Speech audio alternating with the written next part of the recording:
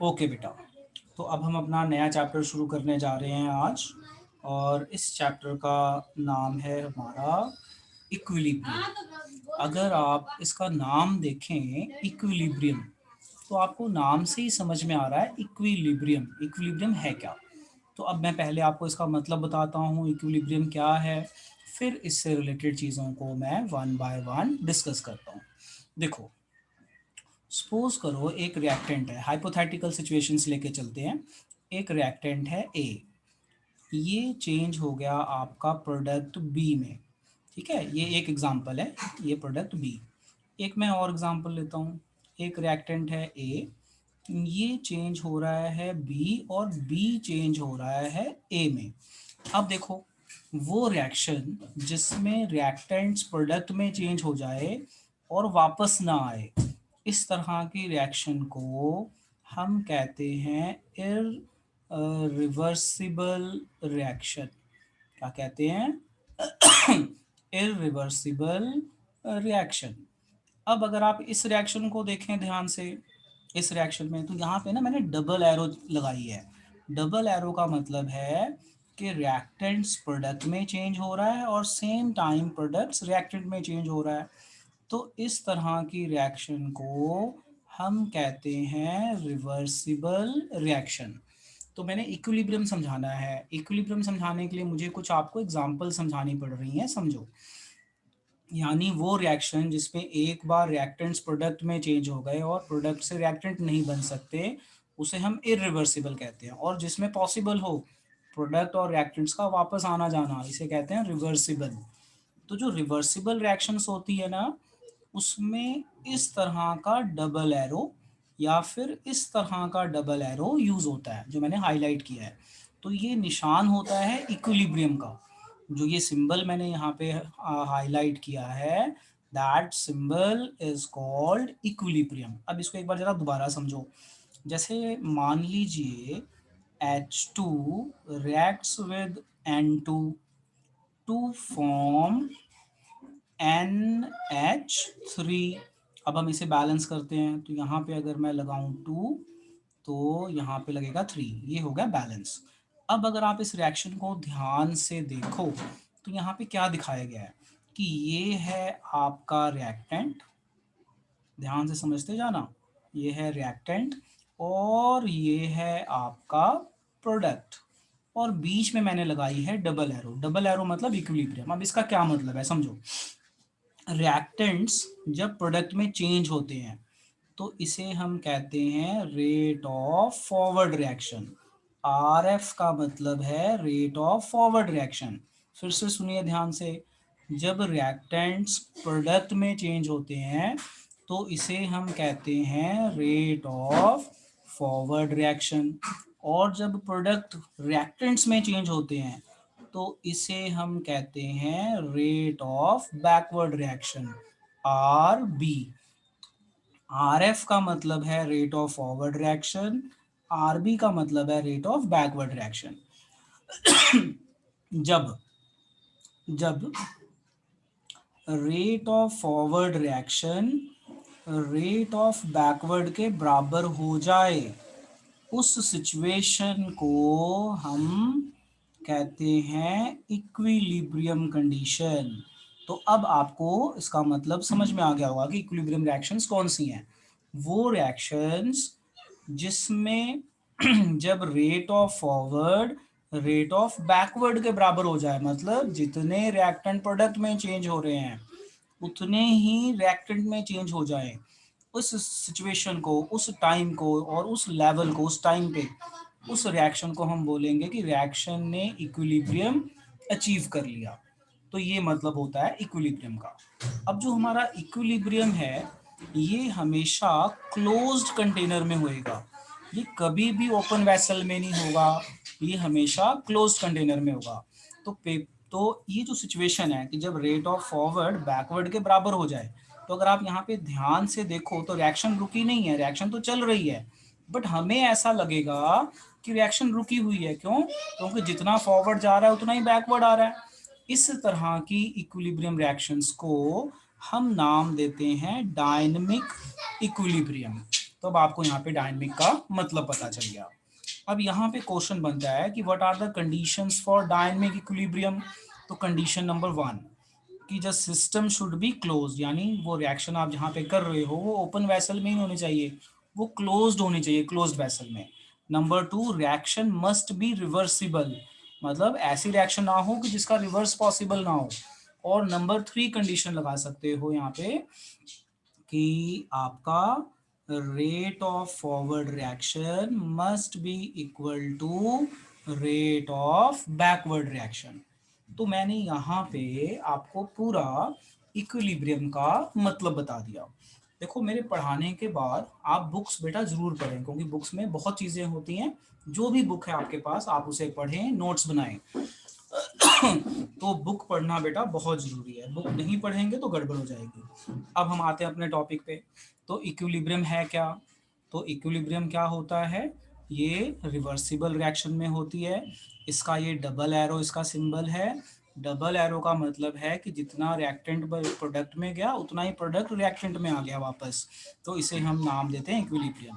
Equilibrium की सबसे main condition है कि आरएफ का मतलब है रेट ऑफ फॉरवर्ड, मतलब speed of forward reaction should be equal to RB की फुल फॉर्म है बैकवर्ड, रेट ऑफ बैकवर्ड। तो ये एक मेन कंडीशन है। अब आपको एक और एग्जांपल से मैं समझाने की कोशिश करता हूँ, समझिए। देखिए मान लीजिए आपके पास एक कंटेनर है, ये कंटेनर है। इस कंटेनर में हमने ये पानी रखा है और इस कंटेनर को ढक्कन लगा देते हैं। ढक्कन लगाने को कहते हैं क्लोज्ड कंटेनर। ठीक है, एग्जांपल समझा रहा हूँ इक्विलिब्रियम का, समझिए ध्यान से कि आपके पास एक कंटेनर है, कंटेनर में पानी है और आपने इसको ढक्कन लगाया। अब आप इसे हीट कीजिए। तो जब आप इसे हीट करेंगे तो क्या होगा? इसके वेपर बनना शुरू होंगे। ये बने वेपर, वेपर बनना शुरू हुए, इसे बोलेंगे रेट ऑफ फॉरवर्ड रिएक्शन। और ये वेपर इस सरफेस को कवर कर लेंगे। अब क्या होगा? थोड़ी देर बाद ये सरफेस तो कवर हो गया। अब जब सरफेस कवर हो गया तो वेपर से तो फुल हो गया। अब ये वेपर्स आपस में कंबाइन होंगे और नीचे गिरना शुरू हो जाएंगे। तो जितना वेपर बन रहा था उतना वेपर कंडेंस होके नीचे आने लग गया, यानी रेट ऑफ बैकवर्ड। अब आप इस कंटेनर को बाहर से देख रहे हो तो आपको लेवल में कोई फर्क नहीं दिखेगा, बट हो क्या रहा है एक्चुअल में?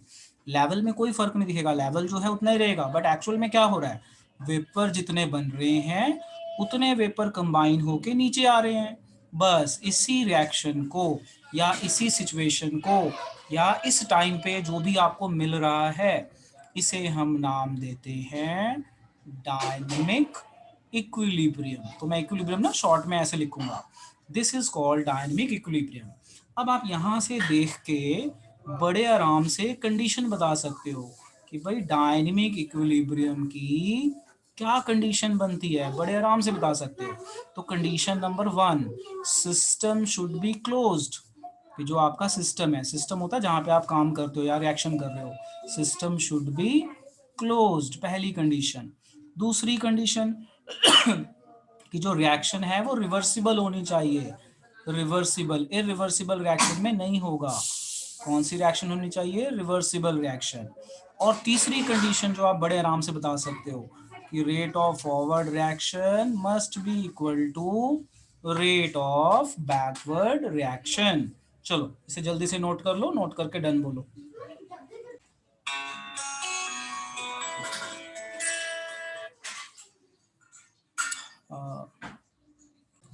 अब हम अपनी डिस्कशन आगे ले जाएं तो मैंने एक ग्राफ बनाया हुआ है और यहाँ पे कुछ इक्विलिब्रियम से रिलेटेड जनरल चीज़ें लिखी हुई हैं जो आपको अब पता है, मोस्टली अब आपको पता है।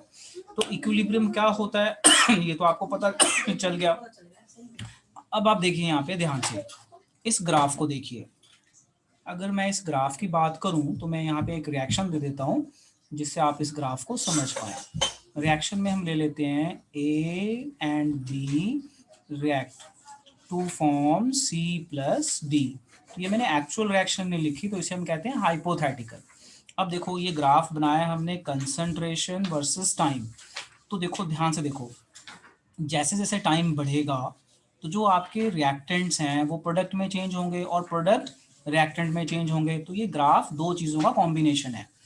ये है हमारा रिएक्टेंट्स का ग्राफ। ये अगर आप देखो तो ये स्लोप रिएक्टेंट्स रिप्रेजेंट करती है, सी एंड डी रिप्रेजेंट करती है प्रोडक्ट।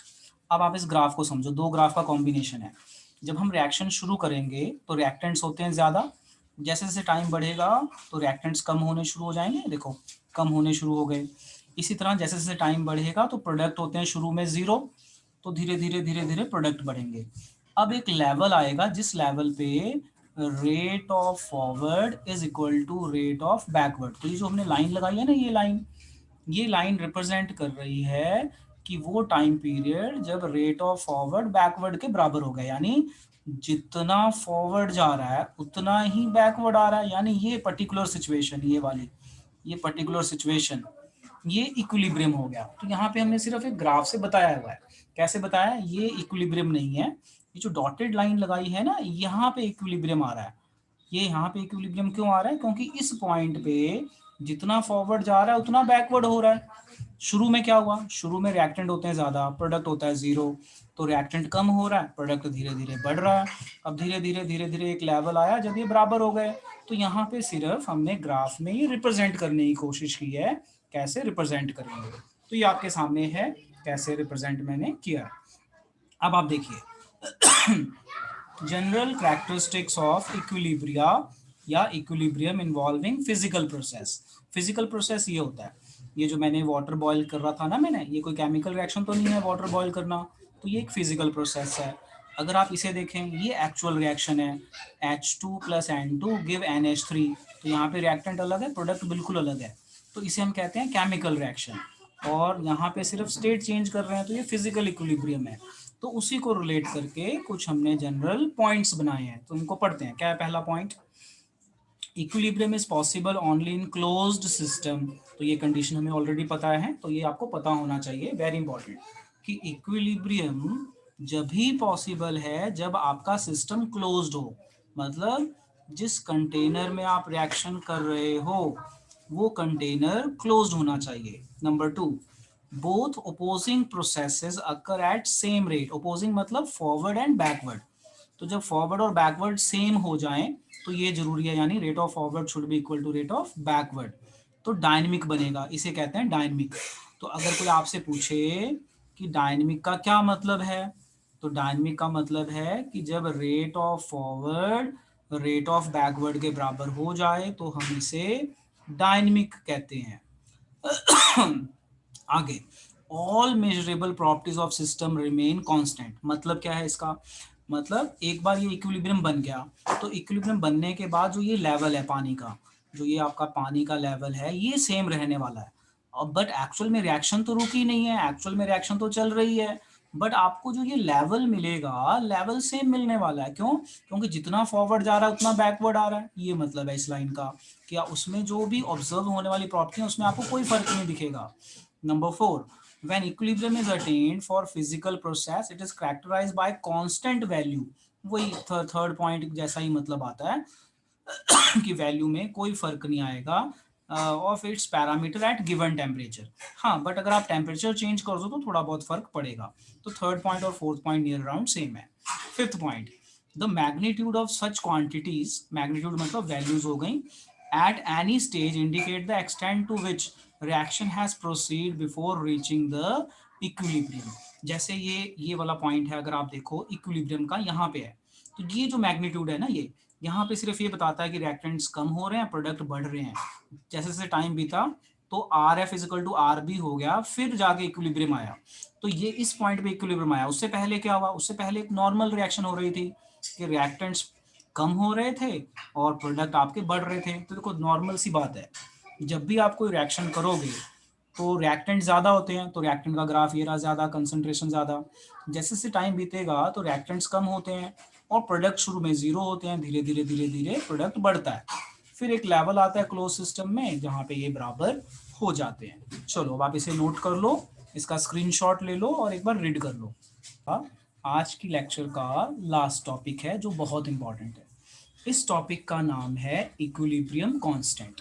अब आप देखो यहाँ पे, तो मैंने यहाँ पे एक रिएक्शन लिखी हुई है और इस रिएक्शन को समझाने की कोशिश करूँगा। देखो अभी जो हमारा टॉपिक है, अब हम थोड़ा सा मैथमेटिकली आ गए। तो इस टॉपिक का नाम है इक्विलिब्रियम कांस्टेंट। इक्विलिब्रियम कांस्टेंट को के या फिर के सी कहते हैं। मतलब के इज इक्विलिब्रियम कांस्टेंट, सी का मतलब है इन टर्म्स ऑफ कंसंट्रेशन। याद रखो मैंने क्या बोला है। जो मैं टॉपिक कराने जा रहा हूँ, इस टॉपिक का नाम है इक्विलिब्रियम कांस्टेंट। अब मैं इसमें कुछ एग्जांपल्स करवाऊंगा और उसके बाद मैं आपको यहाँ पे समझाऊंगा। तो ये है हमारी एग्जांपल 1। एग्जाम्पल 1 में मैंने क्या किया, मैंने एक रिएक्शन लिखी A plus B equilibrium C plus D, और मैंने बोला इसका इक्विलिब्रियम कांस्टेंट लिखो। तो इक्विलिब्रियम कांस्टेंट का सिंबल के सी है। अब देखो, अगर आप ध्यान से देखो तो ये इक्विलिब्रियम कांस्टेंट मैंने कैसे लिखा, देखो ध्यान से। ये प्रोडक्ट है, मैं यहाँ पे मार्क कर देता हूँ, जरा समझो ध्यान से। ये है आपका प्रोडक्ट और ये है आपका रिएक्टेंट। अब आप देखो ध्यान से, अब मैंने कैसे लिखा। तो इक्विलिब्रियम कांस्टेंट होता क्या है, प्रोडक्ट डिवाइडेड बाय रिएक्टेंट। बस क्या किया, बहुत ही सिंपल। तो इक्विलिब्रियम कांस्टेंट लिखने का क्या तरीका है, इसका तरीका है कि जो भी आपको हम रिएक्शन देंगे उसका प्रोडक्ट डिवाइडेड बाय रिएक्टेंट कर दो और प्लस की जगह मल्टीप्लाई होना चाहिए ये। अब यहाँ पे किसका क्या मतलब है, देखो जो मैंने यहाँ पे ये ब्रैकेट यूज किया, ये ब्रैकेट, इन ब्रैकेट्स का मतलब होता है कंसंट्रेशन। याद रखना क्या बताया मैंने, जो ये ब्रैकेट्स है ना, इन ब्रैकेट्स का मतलब है कंसंट्रेशन। अब जरा डेफिनेशन सुनो। अब मैं आपसे पूछूं कि डिफाइन इक्विलिब्रियम कांस्टेंट, तो आप बोलिए it is the ratio of product concentration of product.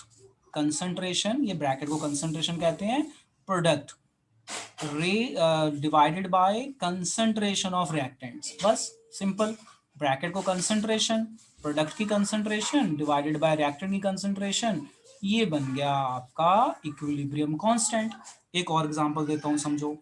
देखो जैसे मैंने बोला 2a गिव 3c, कि इसका के सी लिखो। देखो यहाँ पे बैलेंसिंग नंबर नहीं था, तो जब बैलेंसिंग नंबर ना हो तो इसका मतलब 1 होता है, तो 1 की कोई वैल्यू नहीं होती। बट अगर आप यहाँ पे देखो तो यहाँ पे बैलेंसिंग नंबर है, 1 से ज़्यादा है। अब कैसे लिखेंगे, देखो K C is equal to concentration of product divided by concentration of reactant raise to the power of their balancing number. यहाँ पे बैलेंसिंग नंबर 3 है तो ये पावर बन जाएगी, यहाँ पे बैलेंसिंग नंबर 2 है तो ये पावर बन जाएगी। बस इतना सिंपल है। यहाँ पे 1 1 था तो 1 1 लिखने की जरूरत नहीं पड़ी, यहाँ पे 2 3 है तो हमने पावर बना दिया। तो ये एक इसका एक्चुअल तरीका है केसी लिखने का। केसी मतलब इक्विलिब्रियम कांस्टेंट। तो कोई आपसे पूछे भाई इक्विलिब्रियम कांस्टेंट डिफाइन करो, तो आप इस तरह से डिफाइन करो, it is the ratio of concentration of product to the concentration of reactants raise to the power of their balancing number. Balancing number को ना स्टोइचियोमेट्रिक कोएफिशिएंट कहते हैं। जो ये बैलेंसिंग नंबर है ना, इस बैलेंसिंग नंबर को क्या कहते हैं, स्टोइचियोमेट्रिक कोएफिशिएंट।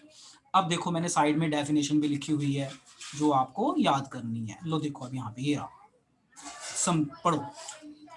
एट गिवन टेम्परेचर, ये थोड़ा सा लंबी डेफिनेशन है। At given temperature the product of concentration, ये ब्रैकेट को कहते हैं कंसंट्रेशन। ये जो ब्रैकेट ना रिप्रेजेंट करने का तरीका है, product of concentration raise to the respective stoichiometric coefficient. Stoichiometric coefficient होता है बैलेंसिंग नंबर, तो यहाँ पे बैलेंसिंग नंबर 1 है तो यहाँ कुछ नहीं दिखाया, यहाँ पे जो है वो दिखा दिया।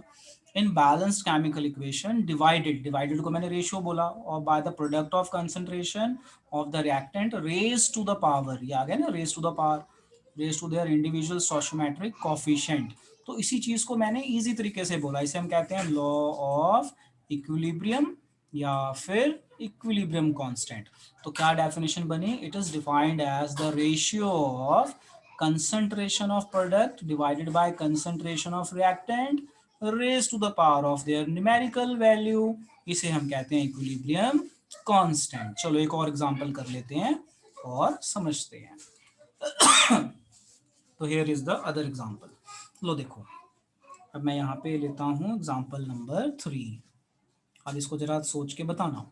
देखो 2a plus 2b give 3c plus 2d। तो ये सारी हाइपोथेटिकल एग्जांपल्स लिखी है मैंने। अब मैंने बोला इसका केसी लिखो, तो लो जी केसी।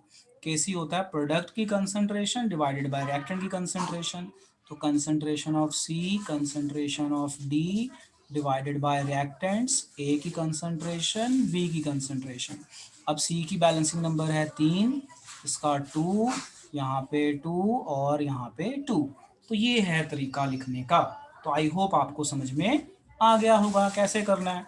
जो ये प्लस है ना, प्लस को मल्टीप्लाई में करते हैं, ये लिखने का तरीका है। तो आपको जो यहाँ पे सिखाया है इसे हम कहते हैं equilibrium constant in terms of concentration. In terms of concentration, क्योंकि ये ब्रैकेट का मतलब कंसंट्रेशन है, सी का मतलब कंसंट्रेशन की टर्म में लिख रहे हैं। चलो एक और एग्जांपल करते हैं और आप मुझे इसका आंसर बताइए, मैं लिखूंगा। तो मैं यहाँ पे एक एक्चुअल एग्जांपल दे देता हूँ। एक्चुअल एग्जांपल में हम लिख लेते हैं, लेट अस से 2NH3 और N2 प्लस 3H2, ये रिएक्शन लिख दी मैंने। अब बताओ कैसे लिखेंगे केसी, आप जैसा बोलेंगे मैं वैसा लिख देता हूँ। बताओ कैसे लिखूँ, बोलो बोलो बोलो बेटा, कोई भी बोलो, आमीन आप बोलो। अभी सिखाया केसी कैसे लिखते हैं, इक्विलिब्रियम कांस्टेंट कैसे लिखेंगे, प्रोडक्ट डिवाइडेड बाय रिएक्टेंट। तो बोलो क्या करूँ, इस तरह से लिखूँ N2 के आगे 1 है तो 1 लिखने की जरूरत नहीं होती, बट मैं आपके अंडरस्टैंडिंग के लिए लिख देता हूँ। इसी तरह से ये आ गया H2, तो H2 का आगे बैलेंसिंग नंबर 3 है तो इसकी पावर 3 हो गई। अब आ जाओ ये डिवाइडेड बाय रिएक्टेंट्स, तो NH3 और ये आ गया बैलेंसिंग नंबर 2। कई बच्चे पता क्या गड़बड़ करते हैं, ये प्लस लगा देते हैं और जो ये वाला 2 है इसको पावर बना देते हैं। ध्यान रखना ये तो यार मॉलिक्यूल है, आपने बैलेंसिंग नंबर देखना है। बैलेंसिंग नंबर, बैलेंसिंग नंबर ये है जो आगे होता है, ये है, यहाँ कुछ नहीं है तो 1 है। चलो अब ये सारा नोट कर लो, नोट करके डन बोलो और कोई प्रॉब्लम है तो बोलो।